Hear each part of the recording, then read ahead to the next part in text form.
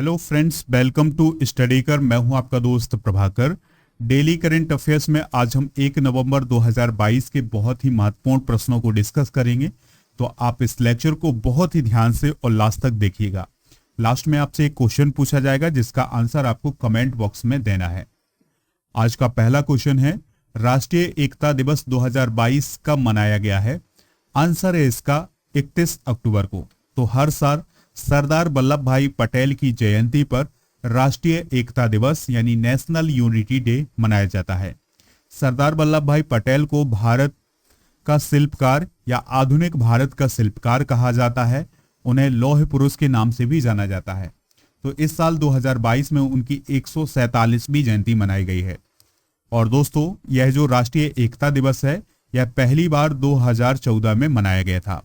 सरदार वल्लभ भाई पटेल भारत के पहले उप प्रधानमंत्री और भारत के पहले गृह मंत्री थे। स्वतंत्रता के बाद सरदार वल्लभ भाई पटेल ने 565 रियासतों का एकीकरण किया था और इसके अलावा अखिल भारतीय सेवाओं की स्थापना में भी उन्होंने महत्वपूर्ण भूमिका निभाई थी। तो दोस्तों, इन्हीं सब बातों को याद करने के लिए ही नेशनल यूनिटी डे हर साल 31 अक्टूबर को मनाया जाता है। देखिए दोस्तों, सरदार वल्लभ भाई पटेल की सबसे ऊंची मूर्ति का क्या नाम है? Statue of unity. क्या नाम है? Statue of unity. यह जो मूर्ति है 182 मीटर ऊंची है, यानी 597 फीट ऊंची है और यह गुजरात के केवड़िया में नर्मदा नदी में साधु बेतु द्वीप पर स्थित है। दोस्तों, इस मूर्ति को किसने डिजाइन किया था? तो राम सुतर ने इसको डिजाइन किया था। इसका उद्घाटन प्राइम मिनिस्टर मोदी ने 31 अक्टूबर 2018 को किया था। तो आप याद रखिएगा, स्टैचू ऑफ यूनिटी जो है वो दुनिया की सबसे ऊंची प्रतिमा है और इसकी ऊंचाई कितनी है? 182 मीटर। अगला प्रश्न है, बैडमिंटन वर्ल्ड फेडरेशन यानी BWF वर्ल्ड जूनियर चैंपियनशिप 2022 में शंकर मुथुसामी ने कौन सा मेडल जीता है? तो उन्होंने सिल्वर मेडल जीता है, यानी रजत पदक जीता है। तो यह जो BWF वर्ल्ड जूनियर चैंपियनशिप है 2022 की, इसका आयोजन स्पेन के सेंटेडर में आयोजित किया गया था। दोस्तों, इस चैंपियनशिप में 19 साल से कम उम्र के जो बैडमिंटन के खिलाड़ी होते हैं वो इसमें हिस्सा लेते हैं। अगर हम भारत और वर्ल्ड जूनियर चैंपियनशिप की बात करें तो भारत ने कुल 10 मेडल जीते हैं अब तक, जिसमें 1 गोल्ड मेडल है, 4 सिल्वर मेडल हैं और 5 ब्रॉन्ज मेडल हैं। साइना नेहवाल ने इस चैंपियनशिप में गोल्ड मेडल जीता हुआ है। तो उन्होंने 2008 में इस चैंपियनशिप में गोल्ड मेडल जीता था। बैडमिंटन वर्ल्ड फेडरेशन की बात करें तो इसे 1934 में अंतरराष्ट्रीय बैडमिंटन महासंघ के रूप में स्थापित किया गया था और बाद में 2006 में इसे विश्व बैडमिंटन महासंघ में बदल दिया गया था। वर्तमान में इसके कितने मेंबर हैं? तो 176 मेंबर हैं। इसका मुख्यालय कहाँ है? कुआलालंपुर, मलेशिया में है। अगला प्रश्न है, लूला दा सिल्वा तीसरी बार किस देश के राष्ट्रपति बने हैं? तो वह ब्राजील के तीसरी बार राष्ट्रपति बने हैं। कौन दोस्तों? लूला दा सिल्वा। तो वर्कर पार्टी के वामपंथी नेता हैं लुइज इनासियो लूला दा सिल्वा।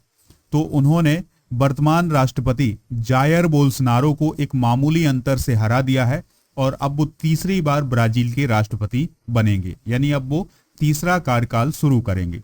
ब्राजील की बात आई है तो ब्राजील की कैपिटल क्या है? ब्रासीलिया है और यहाँ की जो मुद्रा है वो है ब्रासीलियाई रियल।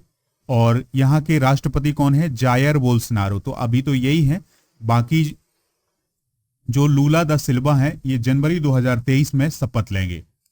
अगर हम बात करें ब्राजील की तो ब्राजील दक्षिण अमेरिका महाद्वीप में स्थित है और क्षेत्रफल के हिसाब से यह विश्व का 5वां सबसे बड़ा देश है। देखिए दोस्तों, कुछ प्रमुख राष्ट्र नेताओं की बात करते हैं जो कि राष्ट्रीय लेवल पर फेमस हैं और राष्ट्र के विभिन्न देशों के प्रमुख हैं। तो सबसे पहले हम बात करेंगे ब्रिटेन के नए प्रधानमंत्री कौन बने हैं? तो वो बने हैं ऋषि सुनक। इटली की प्रधानमंत्री कौन बनी है? जॉर्जिया मेलोनी, जो कि वहां की पहली वुमेन है जो कि प्रधानमंत्री बनी है। इराक के राष्ट्रपति कौन है? अब्दुल लतीफ राशिद। मंगोलिया के राष्ट्रपति कौन है? उखना खुरेल सुख। इथियोपिया के प्रधानमंत्री कौन है? अबी अली अहमद। लेबनान के नए प्रधानमंत्री कौन है? नजीब मिकाती। ईरान के राष्ट्रपति कौन है? इब्राहिम रईसी। इजराइल के प्राइम मिनिस्टर कौन है? Yair Lapid. फ्रांस के राष्ट्रपति कौन है?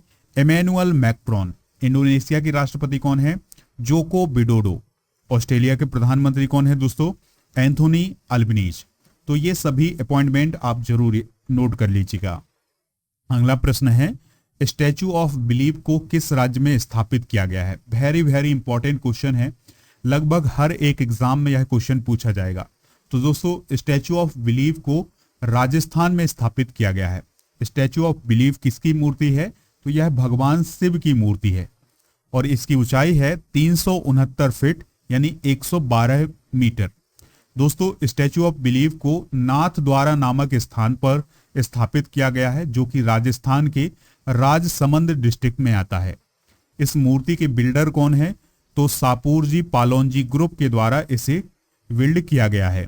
दोस्तों यह मूर्ति भगवान शिव को समर्पित है और यह भगवान शिव की विश्व की सबसे ऊंची मूर्ति है। इस मूर्ति को बनने में कितना समय लगा है? तो 10 साल का समय लगा है। अगला प्रश्न है, फीफा अंडर 17 महिला विश्व कप 2022 का खिताब किस देश ने जीता है? तो इसको स्पेन ने जीता है। तो फीफा अंडर 17 महिला विश्व कप 2022 का खिताब स्पेन ने जीता हुआ है। तो स्पेन ने कोलंबिया को हरा करके 7वां फीफा अंडर 17 महिला विश्व कप का खिताब अपने नाम किया है। और इस विश्व कप की जो मेजबानी है वो भारत ने की है। कब से कब तक? 11 से 30 अक्टूबर 2022 तक। फाइनल मुकाबला कहां हुआ है? तो मुंबई के DY पाटिल स्टेडियम में इसका फाइनल मुकाबला हुआ है। इस टूर्नामेंट में कितनी टीमों ने हिस्सा लिया था? तो 16 टीमों ने हिस्सा लिया था। यहां पर बात आई है फीफा की, तो फीफा को क्या बोलते हैं? International federation international D football association. क्या होता है फीफा का full form? Federation international D football association. दोस्तों यह महिला और पुरुषों के फुटबॉल विश्व कप का आयोजन करवाता है। इसके अलावा फुटबॉल को रेगुलेट करने वाली सबसे बड़ी संस्था है विश्व स्तर पर। इसकी स्थापना 1904 में की गई थी पेरिस फ्रांस में। इसका मुख्यालय कहाँ है? ज्यूरिख स्विट्जरलैंड में। इसके अध्यक्ष कौन है? Gianni Infantino. कौन है दोस्तों? Gianni Infantino. दोस्तों फीफा अंडर 17 महिला विश्व कप की बात करें तो यह 2008 में फीफा के द्वारा शुरू किया गया था। यह एक द्विवार्षिक फुटबॉल टूर्नामेंट है और यह दूसरी बार है जब भारत में अंडर 17 विश्व कप का आयोजन करवाया है फीफा के द्वारा। इससे पहले 2017 में पुरुषों का जो फीफा अंडर 17 विश्व कप था वो हुआ था और इस वर्ष यानी 2022 में महिलाओं का अंडर 17 विश्व कप हुआ है। चलिए फ्रेंड्स, आज हम रिवीजन करते हैं वर्तमान में कौन क्या। तो आज हम रक्षा बलों के प्रमुखों को डिस्कस करेंगे। तो वर्तमान CDS कौन है? लेफ्टिनेंट जनरल अनिल चौहान जो कि सेकंड CDS हैं भारत के। भारतीय थल सेना अध्यक्ष कौन है? जनरल मनोज पांडे। भारतीय थल सेना उपाध्यक्ष हैं बागाबल्ली सौम्यशेखर राजू। वायुसेना अध्यक्ष हैं विवेक राम चौधरी। वायुसेना उपाध्यक्ष हैं संदीप सिंह। भारतीय नौसेना अध्यक्ष हैं एडमिरल R हरि कुमार। भारतीय नौसेना उपाध्यक्ष हैं SN घोरमडे। भारतीय तटरक्षक बल महानिदेशक कौन है? BS पठानिया। BRO के महानिदेशक कौन है? राजीव चौधरी। इसके अलावा NCC के महानिदेशक कौन है? गुरबील पाल सिंह। तो दोस्तों ये नियुक्तियां आप जरूर याद रखिएगा। अगर आप इसको इस वीडियो का PDF चाहिए तो वो मिलेगा हमारे ऐप पर। ऐप का लिंक आपको डिस्क्रिप्शन बॉक्स में दिया गया है, तो वहां से आप डाउनलोड कर सकते हैं। और दोस्तों इसका PDF आपको टेलीग्राम पर भी मिल जाएगा, तो इसका भी लिंक डिस्क्रिप्शन बॉक्स में दिया गया है। तो आप हमारे ग्रुप को ज्वाइन कर लें, वहां पर आपको इसका PDF मिल जाएगा। अगला प्रश्न है, भारत मोजाम्बिक तंजानिया त्रिपक्षीय अभ्यास यानी IMT ट्राइलेट का पहला संस्करण किस देश में आयोजित किया गया था? तो यह तंजानिया में आयोजित किया गया था। तो किन 3 देशों के बीच यह अभ्यास हुआ है? तो भारत, मोजाम्बिक और तंजानिया के बीच। दोस्तों यह एक नौसैनिक अभ्यास था, याद रखिएगा। तो यह 27 से 29 अक्टूबर 2022 के बीच आयोजित किया गया है और इसका पहला चरण जो कि बंदरगाह चरण था, तो यह 26 से 28 अक्टूबर तक आयोजित किया गया था। भारतीय नौसेना के जहाज यानी INS तर्कस ने इसमें हिस्सा लिया था। देखिए दोस्तों, ये है अफ्रीका महाद्वीप का मैप और इसमें तंजानिया और मोजाम्बिक की स्थिति ये है। तो इन दोनों देशों और भारत के बीच में अभी त्रिपक्षीय अभ्यास हुआ है। मोजाम्बिक की बात करें तो इसकी राजधानी है मापुटो और राष्ट्रपति कौन है? फिलिप न्यूसी। प्राइम मिनिस्टर कौन है? एंड्रियानो मालियाने। तंजानिया की बात करें तो इसकी कैपिटल क्या है? डोडोमा। राष्ट्रपति कौन है? सामिया सुलुहु हसन। और प्रधानमंत्री कौन है? कासिम मजलिबाल। तो याद रखिएगा इन दोनों देशों की लोकेशन। अगला प्रश्न है, महिला अनुकूल पर्यटन परियोजना किस राज्य में शुरू की गई है? तो दोस्तों, महिला अनुकूल पर्यटन परियोजना केरल राज्य में शुरू की गई है। ठीक है, तो महिला अनुकूल पर्यटन परियोजना का अर्थ यह है कि ऐसे पर्यटन स्थल स्थापित किए जाएंगे जहां पर महिलाएं गाइड कर सकती हैं, यानी वहां पर महिलाएं ही रहेंगी और पूरा कार्यभार वो ही संभालेंगी। तो इसे ही बोला गया है महिला अनुकूल पर्यटन परियोजना। तो ये किस राज्य में आयोजित की गई है? केरल राज्य में आयोजित की गई है। दोस्तों, केरल के मुख्यमंत्री कौन है? पिनाराई विजयन है। और यहाँ के गवर्नर कौन है?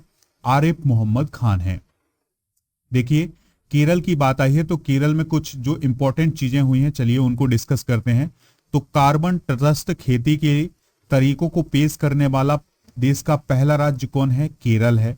भारत का पहला ग्राफीन नवाचार केंद्र कहाँ स्थापित किया गया था? केरल में। 68वीं नेहरू ट्रॉफी नौका दौड़ का आयोजन कहाँ हुआ है? केरल में हुआ है। आंगनबाड़ी बच्चों के लिए अंडे और दूध योजना कहाँ शुरू की गई है? केरल में। देश की पहली एयर स्ट्रिप कहाँ खोली गई है? केरल में।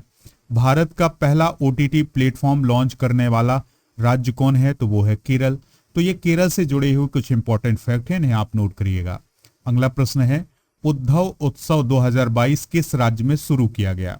तो यह मध्य प्रदेश में शुरू किया गया। तो दोस्तों, उद्धव उत्सव 5 दिन का एक अंतर्राष्ट्रीय नृत्य और संगीत समारोह है जो कि मध्य प्रदेश के ग्वालियर में शुरू हुआ है। भारत में ताइवान के राजदूत हैं बोसुआन गेर, तो उन्होंने इस इवेंट का उद्घाटन किया है। इस इवेंट में ताइवान, किर्गिस्तान, उज्बेकिस्तान और श्रीलंका के 350 कलाकारों ने हिस्सा लिया है इसमें। ठीक है, और दोस्तों 1000 से अधिक इसमें प्रतिभागी शामिल हुए थे। महोत्सव में जम्मू कश्मीर, असम, महाराष्ट्र, हरियाणा, छत्तीसगढ़, राजस्थान, मध्य प्रदेश के नृत्य और संगीत समूहों ने इसमें भाग लिया है। अगला प्रश्न है, गुजरात सरकार किस कानून को लागू करने के लिए एक समिति का गठन करेगी?